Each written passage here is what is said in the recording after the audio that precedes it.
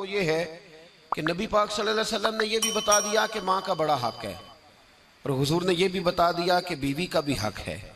जो तुमने खुद खाना है उसे खिलाना है, जो खुद पहनना है उसे। अब मसला पता क्या होता है, बीवी का मुतालबा है कि तू सिवाय मेरे किसी की नहीं सुनेगा। वो कहती है कि चूंकि मैं आई हूं सारा कुछ छोड़ के, अब सिवाय मेरे तो किसी और की नहीं सुनेगा। अम्मा कहती है कि चूंकि पैदा मैंने किया है, परवरिश मैंने की है, जवान मैंने किया, तो हुकूक मेरे ज्यादा है। ये हदीस अम्मा जरूर सुनाएगी अगर उसे याद होगी। अब उसका नुकसान ये होता है कि अगर किसी औरत से ये पूछा जाए कि तू बतला कि बगैर माँ के कोई बच्चा बड़ा हो सकता था, तो उसने पाल पोस के तुझे दिया है, तो तुझे कैसे कह सकती है कि तू किसी और की ना सुन। और अगर अम्मा से बंदा कहे कि तू खुद ही गई थी इसको देखने, तू ही इसको लाई है, अब किस तरह करके ये मुमकिन हो सकता है कि खातून खाना जो निकाह करके आई है, जिसके हुकूक का तायुन खुद नबी पाक सल्लल्लाहु अलैहि वसल्लम ने फरमाया, उसको हक ना दिया जाए। हमारे यहाँ नुकसान ये होता है, एक आदमी कहता है कि भाई मेरी सुनी जाए और मेरे अलावा किसी दूसरे की न सुनी जाए, बिल्कुल मेरी हद तक मामला रहे, आगे ना बढ़े।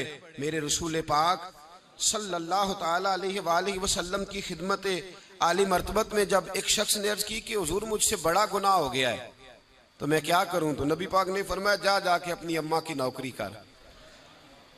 एक कोई ऐसा गुनाह उस सहाबी से हो गया था जो दौरे जाहिलियत का था, शारहीन ने लिखा है। अब वो जिनके हुकूक जाया किए थे वो मिल नहीं रहे थे, या वो दुनिया से जा चुके थे, तो उसने हाल पूछा कि हुजूर अब क्या करूं, तो नबी पाक अलैहिस्सलाम ने फरमाया जा अपनी अम्मा की नौकरी कर, अल्लाह तेरे गुनाह माफ कर देगा। उस सहाबी ने फौरन कहा हुजूर मेरी तो अम्मा पर्दा कर गई, मेरी अम्मा तो विसाल कर गई। तो हुजूर ने एक नया हक बयान फरमाया, महबूब ने फरमाया जा जाके खाला की नौकरी कर, अल्लाह तेरे गुनाहों को माफ फरमा देगा।